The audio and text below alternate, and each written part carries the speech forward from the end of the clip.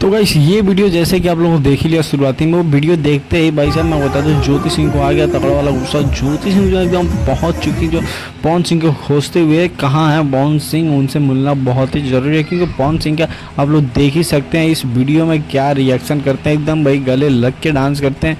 ये भाई कोई शूटिंग वूटिंग तो नहीं चल रही थी जहाँ की पवन सिंह ने ऐसा किया। बाकी आप लोग देख ही सकते हैं इस लड़की को भी काफ़ी ज़्यादा इंजॉय दिख रही है लेते हुए। बाकी जो ज्योति सिंह का जब ये वीडियो दिखा सामने, जब ये बात उनकी पहुंची तो ज्योति सिंह तुरंत उस पर एक्शन लेने के लिए पवन सिंह से मिलने पहुंच गई। बल्कि ज्योति सिंह आई ही साथ में अपनी छोटी बहन सिस्टर को भी अपने साथ ही लेकर गए। और जहां तक कि मैं बता दूं पवन सिंह से ये हाल ही में वहां पे मिलने पहुंचे, लेकिन मिल के क्या हुआ ये तो मैं नहीं बताऊंगा क्योंकि वो जो है अगले वीडियो मालूम चलने वाला है कि ज्योति सिंह ने पवन सिंह से मिलकर आखिर में ऐसा क्या कर दिया और क्या बोला, क्या एक्शन लिया। बाकी आप हमारे चैनल पर न्यू है तो चैनल को सब्सक्राइब कीजिए, लाइक कीजिए, बेल आइकन को दबा कर रखिए।